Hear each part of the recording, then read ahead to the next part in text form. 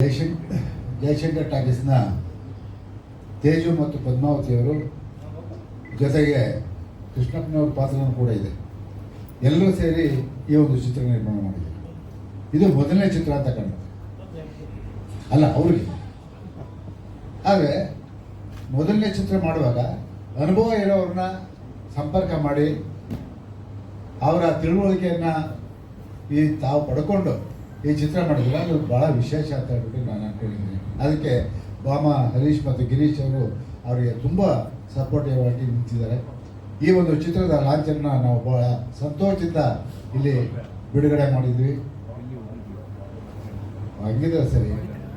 ಬಹುಶಃ ಕುಮಾರ್ ಬಂಗಾರಪ್ಪನವರು ಸಿನಿಮಾ ಮಾಡಿ ಭಾಳ ವರ್ಷಗಳಾಗಿತ್ತು. ಅಪರೂಪಕ್ಕೆ ಈ ಒಂದು ನ್ಯಾಯಬೆಲೆ ಅಂಗಡಿಯಲ್ಲಿ ನಿಮ್ಮ ಪಾತ್ರವನ್ನು ನೋಡುವಂಥ ಅವಕಾಶ ನಮ್ಗೆ ಸಿಕ್ಕಿದೆ.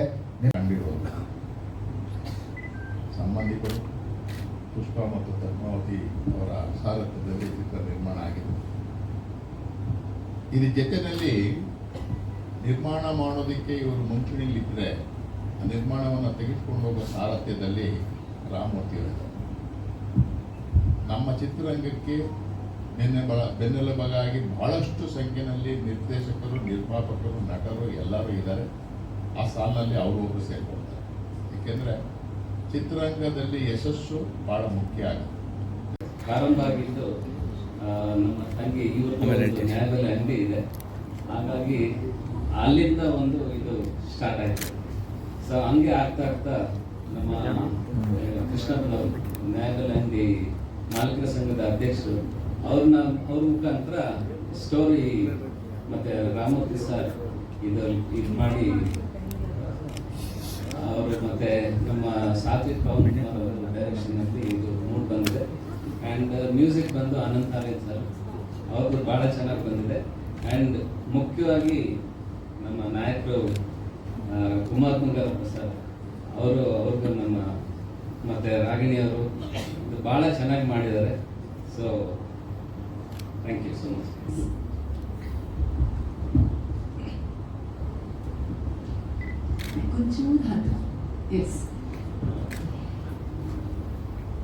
ಇಲ್ಲಿ ಇರುವ ಎಲ್ಲ ಗಣ್ಯ ವ್ಯಕ್ತಿಗಳಿಗೆ ನನ್ನ ನಮಸ್ಕಾರ. ಮತ್ತು ನನ್ನ ಮೀಡಿಯಾ ಬಂಧುಗಳಿಗೆ ನನ್ನ ನಮಸ್ಕಾರ. ತುಂಬ ಪರವಾಗಿಲ್ಲ. ಹೇಗಿತ್ತು ಟೀಮ್ ಅವ್ರು? ಹೇಗೆ ನಿಮ್ಮ ಜೊತೆ ಏನಾದರೂ ಅಂದರೆ 50 ಡೇಸ್ ನಮ್ಮದು ಶೂಟ್ ಆಗಿತ್ತು. ತುಂಬ ಚೆನ್ನಾಗಿತ್ತು. ಎಲ್ಲೂ ಏನೂ ತೊಂದರೆ ಆಗಲಿಲ್ಲ. ಎಲ್ಲರೂ ತುಂಬ ಸಪೋರ್ಟ್ ಮಾಡಿದ್ದಾರೆ ತುಂಬ ಚೆನ್ನಾಗಿ. But it was very good ಒಂದು ಜರ್ನಿ. ಮತ್ತು ಇದ್ದ ಟೆಕ್ನಿಷಿಯನ್ಸ್ ಆಗಲಿ ಆ ಥರ ಎಲ್ಲರೂ ತುಂಬ ಸಪೋರ್ಟ್ ಮಾಡಿದ್ದಾರೆ. ಎಲ್ಲೂ ನಮ್ಗೆ ತೊಂದರೆ ಆಗಲೇ ಇಲ್ಲ. ಯಾರು ಟೈಮಿಂಗ್ಸ್ ಆಗಲಿ ಅಥವಾ ದಿನಗಳಾಗಲಿ ಇನ್ನೂ ನಮಗೇನು ತೊಂದರೆ ಕೊಡಲಿಲ್ಲ. ಹಾಗಾಗಿ ಫಸ್ಟ್ ಆಫ್ ಆಲ್ ಅದು ಮಾತಾಡ್ತಾ ನಾನು ಹರೀಶ್ ಸರ್ಗೆ ಕೇಳಿದೆ, ನಾವು ಯಾಕೆ ಒಂದು ಸರ್ಕಾರಿ ನ್ಯಾಯಬೆಲೆ ಒಂದು ಸಿನಿಮಾ ಮಾಡಬಾರ್ದು ಅಂತ. ಸೊ ಹಂಗೆ ಮಾತಾಡ್ತಾ ಆಯಿತು ಮಾಡೋಣ ಅಂತ ರಾಮಮೂರ್ತಿ ಸರ್ ಅವ್ರನ್ನ ಇದು ಮಾಡುವಾಗ ಅವ್ರ ಚಿತ್ರಕಥೆ ಎಲ್ಲ ಚೆನ್ನಾಗಿ ಬಂತು. ಆ ಚಿತ್ರಕಥೆ ಚೆನ್ನಾಗಿ ಬಂದು ಅದು ನಮ್ಮ ಅಣ್ಣ ಅದಕ್ಕೆ ಇಬ್ಬರು ನನಗೆ ಸಪೋರ್ಟಿವ್ ಆಗಿ ಬಂದು ನಾನು ನಿಮ್ಮ ಜೊತೆ ಸೇರಿ ಮಾಡ್ತೀನಿ ಅಂತೇಳಿ ಅವರಿಬ್ಬರು ನನಗೆ ಸಪೋರ್ಟ್ ಮಾಡಿ ಈ ಚಿತ್ರ ನಿರ್ಮಾಣ ಮಾಡೋದಕ್ಕೆ ನಮಗೆ ತುಂಬ ಹೆಲ್ಪ್ ಆಯಿತು. ಇದಕ್ಕೆ ನಮ್ಮ ಬಾಮ ಗಿರೀಶ್ ಸರ್ ಮತ್ತು ಬಾಮ ಗಿರೀಶ್ ಅವರು ನಮ್ಮ ಸಿನಿಮಾಗೆ ಬೆನ್ನೆಲುಬಾಗಿ ನಿಂತ್ಕೊಂಡು ಎಲ್ಲ ಇದರಲ್ಲೂ ತುಂಬ ಸಪೋರ್ಟಿವ್ ಆಗಿ ಮಾಡಿದ್ದಾರೆ. ಮತ್ತು ಈ ಚಿತ್ರನ ಮುಗ್ದಾದ್ಮೇಲೆ ನಮ್ಮ ಹೈಗ್ರೇಸ್ ಗಿರೀಶ್ ಸರ್ ನಮಗೆ ತುಂಬ ಸಪೋರ್ಟಿವ್ ಮಾಡಿ ಅವರೇ ನಮಗೊಂದು ಶಕ್ತಿ ಥರ ನಿಂತು ನಮಗೆ ಎಲ್ಲ ಕೆಲಸ ಮಾಡಿಕೊಟ್ರು. ಅದೇ ಈ ಚಿತ್ರ ಶುರುವಾಗಿದ್ದೆ ನಮ್ಮ ಅನಂತ ನಾರಾಯಣ್ ಅವರಲ್ಲಿ ಒಂದು ಊಟಕ್ಕೆ ಹೋದಾಗ ನಾನು ಪದ್ಮಾವತಿಯವರಿಗೆ ಒಂದು ಚರ್ಚೆ ಆಯಿತು.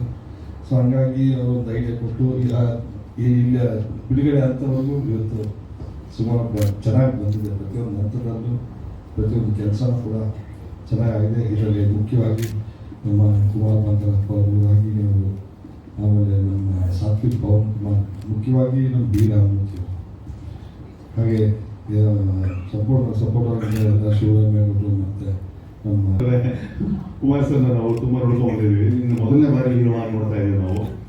ಸೊ ಈಗ ಪಾರ್ಟ್ 2 ಬರಲಿ ಅಥವಾ ಮುಂದೆ ನಮ್ಮ ಪ್ರೊಡ್ಯೂಸರ್ ಸರ್ ಬರ್ದಿದ್ದಾರೆ ಅಲ್ಲಿ ಅವರು ಕೂಡ ಜಾಯ್ನ್ ಆಗ್ತಾರೆ ಇಲ್ಲ next. Everyone can nearly made him a producer, right? Absolutely. So now it's going to be a full-time producer. Sir, ಏನು ಕೆಲಸ ಇರೋ ದಯವಿಟ್ಟು ನಮಗೂ ಹೇಳಿ, ನಾವು ಸಹಕರಿಸ್ತೀವಿ ಜೊತೆ. ಸೊ ಟ್ರೈಲರ್ ಭಾಳ ಚೆನ್ನಾಗಿ ಬಂದಿದೆ. Ragini and also Kumar sir, you look great, has a good combination. Songs ಕೂಡ ಅಷ್ಟೇ, ನಾವಲ್ಲಿ 3 ಸಾಂಗ್ ಕೇಳಿದ್ದೀನಿ. ಅಫ್ಕೋರ್ಸ್ 2 ಸಾಂಗ್ ಕೂಡ ನೋಡಿದೆ ಇವತ್ತು. ಸರ್ಕಾರಿ ನ್ಯಾಯಬೆಲೆ ಅಂಗಡಿ ಹೇಗೆ ಹುಟ್ಕೊಳ್ತು ಅನ್ನೋದಕ್ಕೆ ಒಂದು ಭಾಳ ಒಂದು ಸಣ್ಣ ಸಂಗತಿ ಚೆನ್ನಾಗಿದೆ. ಅದು ಚೇಂಬರ್ ಮೂಲಕ ನಾವು ಹರೀಶ್ ಸರ್ ಎಲ್ಲ ಒಂದು ಟ್ರಿಪ್ ಹೋಗಿದ್ವಿ ಗೋವಾಗೆ. ಆ ಗೋವಾದ ಟ್ರಿಪ್ಪಲ್ಲಿ ಕೂತಾಗ ನಾನು ಹೇಗೆ ಕಾಫಿ ಕುಡ್ತಾ ಕೂತಿರುವಾಗ ಹರೀಶ್ ಸರ್ ಅಂದರು, ಒಂದು ಟೈಟ್ಲ್ ಇದೆ ಗುರುಗಳೇ, ಒಂದು ಸರ್ಕಾರಿ ನ್ಯಾಯಬೆಲೆ ಅಂಗಡಿ ಅಂತ, ಇದಕ್ಕೊಂದು ಕಥೆ ಮಾಡಬೇಕಲ್ಲ.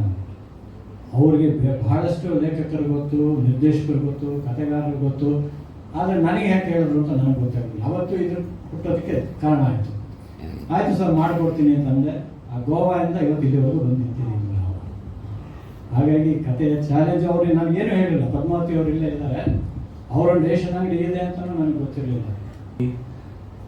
ಫಸ್ಟ್ ಹರೀಶಣ್ಣ ನನಗೆ ಫಸ್ಟ್ ಜವಾಬ್ದಾರಿ ಕೊಟ್ಟಿದ್ದು, ನೀನು ಡೈರೆಕ್ಷನ್ ಮಾಡಬೇಕಣ್ಣ, ನಾನು ಮಾಡಬೇಕಾ ಅಂತ. ರಾಮಮೂರ್ತಿ ಸರ್ ದೊಡ್ಡ ಡೈರೆಕ್ಟ್ರು. ಸೊ ಅವ್ರ ಕಥೆ ನಾನು ಮಾಡೋದು ದೊಡ್ಡ ನನಗೊಂದು ಅಂದರೆ ಇದು ನಾನು ಅನ್ಕೊಂಡೇ ಇರಲಿಲ್ಲ. ಸೊ ಇದೊಂದು ಸಾಧ್ಯ ಆಯಿತು. ಸೊ ಅದಕ್ಕೆ ಕಾರಣ ಆರೈಸ್ತು ಸಾರ್ ಫುಲ್ ಇವತ್ತು ನನ್ನ ಪಕ್ಕದಲ್ಲೇ ಇದ್ದಾರೆ. ಸೊ ಅವತ್ತು ಶುರುವಾಗಿದ್ದ ಇಲ್ಲಿ ತನಕನೂ ಸಾರ್ ನನ್ನ ಪಕ್ಕದಲ್ಲೇ ಇದ್ದರು. ಸೊ ಜೊತೆಯಲ್ಲಿ ಇದ್ದಿದ್ದಕ್ಕೆ ಈ ಸಿನಿಮಾ ಆಯಿತು. ಸಿನಿಮಾ ಚೆನ್ನಾಗಿ ಬಂದಿದೆ. ನನಗೆ ಸಪೋರ್ಟ್ ಮಾಡೋದಂತ ನನಗೆ ಹರೀಶಣ್ಣ ಆಗ್ಬೋದು, ಕುಮಾರ್ ಸರ್, ರಾಗಿಣಿ ಮೇಡಮ್, ಹಾಗೆ ಎಲ್ಲ ಕಲಾವಿದರು ಮತ್ತು ಎಲ್ಲ ನನ್ನ ಟೆಕ್ನಿಷಿಯನ್ಸ್, ಬಾಲ್ ಮಾಸ್ಟರ್ ಅಂತ ಸರ್. ಸೊ ಸಿನಿಮಾ ಚೆನ್ನಾಗಿ ಬಂದಿದೆ. 31st ರಿಲೀಸ್ ಇದೆ. ಸೊ ನೀವೆಲ್ಲರೂ ಸಪೋರ್ಟ್ ಮಾಡಬೇಕು. Thank you. ನೆರೆದಿರ್ತಕ್ಕಂಥ ಎಲ್ಲ ಗಣ್ಯರಿಗೂ ನನ್ನ ನಮನಗಳು. ಚಿತ್ರ ದಿಗ್ಗಜರ ಕೈಯಿಂದ ಬಂದಿರುವಂಥದ್ದು. ಅವರ ರೈಟಿಂಗ್ ಏನು ಅಂದ್ಬಿಟ್ಟು ನಮ್ಮ ಚಿತ್ರರಂಗಕ್ಕೆ ಗೊತ್ತು. ಮತ್ತೆ ಬೆನ್ನೆಲುಬಾಗಿ ನಿಂತಿರೋರು ಹರೀಶಣ್ಣ, ಗಿರೀಶಣ್ಣ. ಸೊ ಹಾಗಾಗಿ ನನಗೆ ಮೊದಲೇನೆ ಇದು ಚೆನ್ನಾಗಾಗುತ್ತೆ ಅನ್ನೋ ಒಂದು ಭರವಸೆ ಇತ್ತು. ಹಾಗೆ ನಮ್ಮ ಪವನ್ ಸರು ನಂದು ತುಂಬ ಹಳೆ ಒಡನಾಟ, ಆದರೂ ಅವ್ರು ನನಗಿಂತ ಸೀನಿಯರು ಇಂಡಸ್ಟ್ರಿಗೆ. ಇವರಿಬ್ಬರು ಇರೋವಾಗ ನನಗೇನು ಭಯ ಇಲ್ಲ, ನಾನು ಚೆನ್ನಾಗಿ ಮಾಡ್ಬೋದು ಅಂತ ಹೇಳಿ ಅವ್ರ ಜೊತೆ ಕೂತ್ಕೊಂಡು ಡಿಸ್ಕಸ್ ಮಾಡಿ ಸಾಂಗ್ಸ್ ಅದು ಚೆನ್ನಾಗಿ ಮಾಡಿದ್ವಿ. ಎಲ್ರಿಗೂ ನಮಸ್ಕಾರ. ಸರ್ಕಾರಿ ನ್ಯಾಯಬೆಲೆ ಅಂಗಡಿ ಈ ಒಂದು ಸಿನಿಮಾ ಹಾಡುಗಳ ಒಂದು ಧ್ವನಿಮುದ್ರಣದ ಸಂದರ್ಭದಲ್ಲಿ ಮೊದಲಿಗೆ ಹರೀಶಣ್ಣ ಕಾಲ್ ಮಾಡಿದ್ರು, ಈಗ ಒಂದು ಸಾಂಗ್ ಇದೆಮ್ಮ ಹಾಡಬೇಕು ಅಂತ. ಆಮೇಲೆ ಪದ್ಮಾವರು, ತೇಜ್ ಅವರು ಇರ್ಬೋದು, ಈ ಥರ ಫೀಮೇಲ್ ಪ್ರೊಡ್ಯೂಸರ್ಸ್ ಅಂತ ಹೇಳಿದ ಕೂಡಲೇ ಅದೊಂದು ವಿಶೇಷ ಅಂತ ಅನಿಸುತ್ತೆ. ಯಾಕೆಂದರೆ ಬಹಳ ಕಮ್ಮಿ ನಮ್ಮಲ್ಲಿ ನಿರ್ಮಾಪಕರು ಅಥವಾ ತಂತ್ರಜ್ಞರು ಮಹಿಳೆಯರು ಇರುವಂಥದ್ದು ಕನ್ನಡದಲ್ಲಿ. ತುಂಬ ಖುಷಿಯಿಂದ ಇದೆ. ಸಾಂಗ್ ತುಂಬ ಚೆನ್ನಾಗಿ ಮಾಡಿದ್ದಾರೆ ಆರ್ಯನ್ ಸರ್ ಅವರು.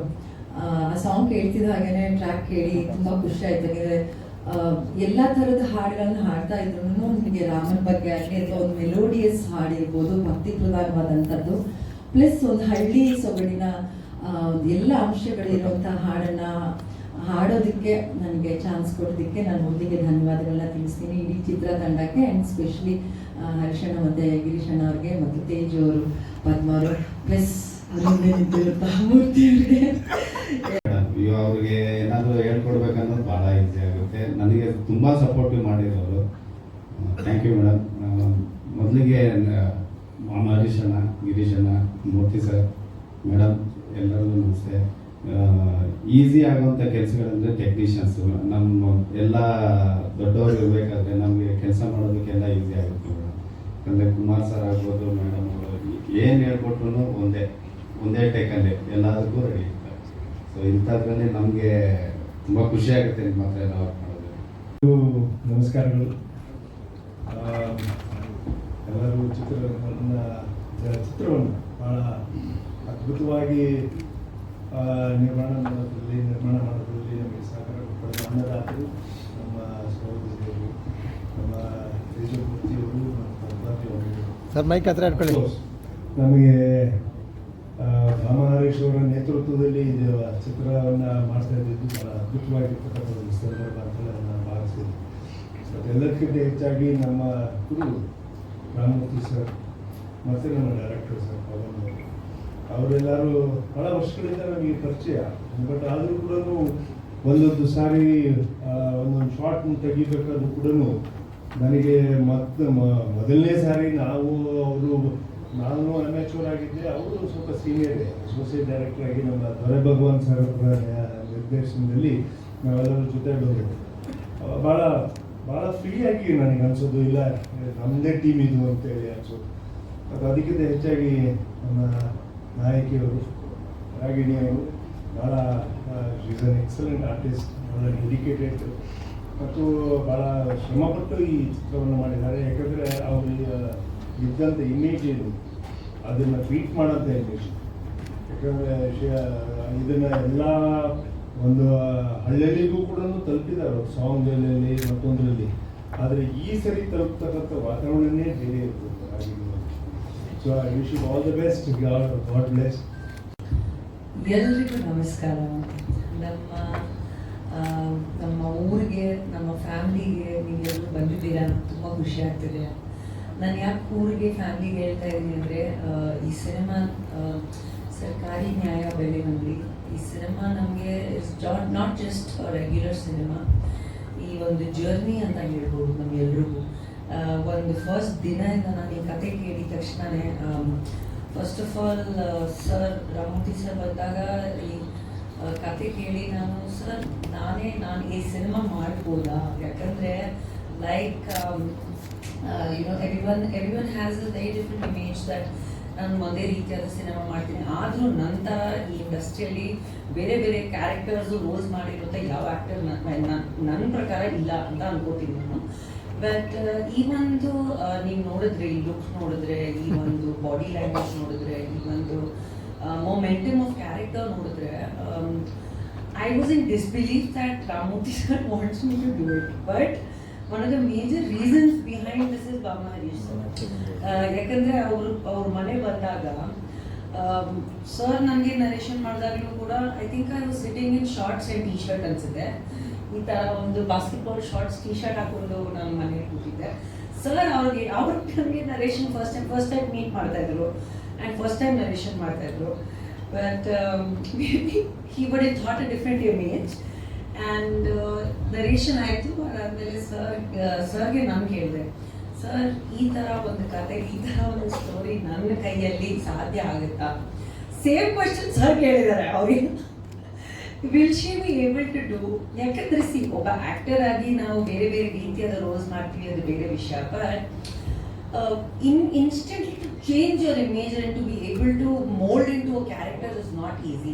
ಇದರಿಂದ ನಾವು ಎಷ್ಟು ಹೋಮ್ವರ್ಕ್ಸ್ ಮಾಡಿದ್ವಿ, ಎಷ್ಟು ವರ್ಕ್ಶಾಪ್ಸ್ ಮಾಡಿದ್ವಿ.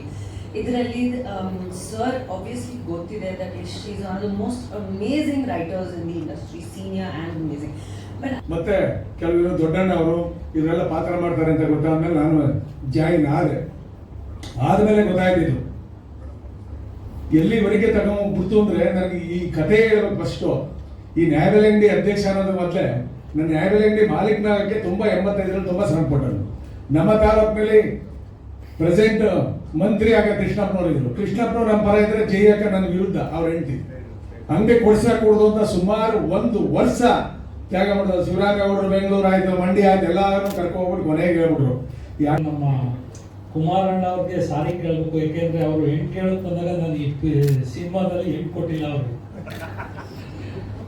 ನಿಜ ಜೀವನದಲ್ಲಿ ಬಂದಿದ್ರೆ ನಿಜವಾಗೂ ಕೊಡ್ತಿದ್ದೆ. ಎಲ್ಲರಿಗೂ ಒಳ್ಳೇದಾಗ್ಲಿ. ಸಿನಿಮಾ ಈ ಸಾಂಗ್ ನೋಡೇ ನನಗೆ ಇವತ್ತು ತುಂಬಾನೇ ಖುಷಿ ಆಯಿತು. ಯಾಕೆಂದ್ರೆ ನಾವು ಸಿನಿಮಾದಲ್ಲಿ ಎಷ್ಟು ಚೆನ್ನಾಗಿ ಕಾಣಿಸ್ತಿದ್ವಿ ಅಂದ್ರೆ ಆ ಗಡ್ಡ ಎಲ್ಲ ತರಿಸ್ಬಿಟ್ಟಾರ ಮಾಡ್ತಿದ್ದೆ. ಆದರೆ ಈಗ ನೋಡಿ ಎಲ್ಲರಿಗೂ ಒಳ್ಳೇದಾಗ್ಲಿ, ಸಿನಿಮಾ ಒಳ್ಳೇದಾಗ್ಲಿ. ಹರೀಶ್ ಸರ್ಗೆ ಥ್ಯಾಂಕ್ಸ್ ಟು ಹೇಳಬೇಕು. ಯಾಕೆಂದರೆ ನಾವು ಎಲ್ಲೋ ಒಂದ್ಸಲಿ ಮೀಟ್ ಮಾಡಿದಾಗ ಅವ್ರು ನನಗೆ ಒಂದೇ ಮಾತು ಹೇಳಿದ್ರು, ನಾನು ಒಂದು ಪಿಕ್ಚರ್ ಮಾಡ್ತೀನಿ, ನೀನು ಅದು ಬಂದು ಆ್ಯಕ್ಟ್ ಮಾಡಬೇಕು ಅಂತ. ಓಕೆ ಸರ್ ಬರ್ತೀನಿ ಅಂತಂದೆ ಅಷ್ಟೇ. ನಾನು ಕತೆ ಏನು ಅಂತ ಕೇಳಿಲ್ಲ, ಕ್ಯಾರೆಕ್ಟರ್ ಏನು ಕೇಳಿಲ್ಲ, ಏನೂ ಮಾಡಿಲ್ಲ. ಅವ್ರು ಹೇಳಿದ ಒಂದು ಮಾತಿಗೆ ನಾನು ಆಕ್ಸೆಪ್ಟ್ ಮಾಡ್ಕೊಂಡು ಬಂದೆ. ಯಾಕೆಂದ್ರೆ ನನಗೆ ಅವ್ರ ಮೇಲೆ ಅಷ್ಟು ನಂಬಿಕೆ ಇತ್ತು. ಆ್ಯಂಡ್ ಅಪ್ಪನ ಜೊತೆ ವರ್ಕ್ ಮಾಡಿದ್ರು ಎಷ್ಟೋ ವರ್ಷ. ಸೊ ಆದ್ದರಿಂದ ನಾನು ಬಂದೆ. Thank you so much. ನನಗಂತೂ ಈ ಪಾತ್ರ ಎನಿ ಆ್ಯಕ್ಟ್ ಯಾವುದೇ ಒಬ್ಬ ಕಲಾವಿದನ ತಗೊಂಡ್ರೆ ಮನಸ್ಸಲ್ಲಿ ಒಂದು 10 ಥರ ಮಾಡಬೇಕು ಅಂತ ಆಸೆ ಇರುತ್ತೆ. ನನ್ನ ತಲೆನಲ್ಲಿದ್ದ 10 ಆಸೆನಲ್ಲಿ ಒಂದು ಆಸೆ ಪೂರೈಸ್ಬಿಟ್ಟೆ ಈ ಸಿನಿಮಾನಲ್ಲಿ. ಸೊ ಎಲ್ಲರೂ ಬಂದು ನೋಡಿ, ಕತೆ ಸಿನಿಮಾ ಬಗ್ಗೆ ಎಲ್ಲರೂ ಮಾತಾಡಿದ್ದಾರೆ. ನೀವೆಲ್ಲರೂ ಬನ್ನಿ, ಸಿನಿಮಾ ನೋಡಿ,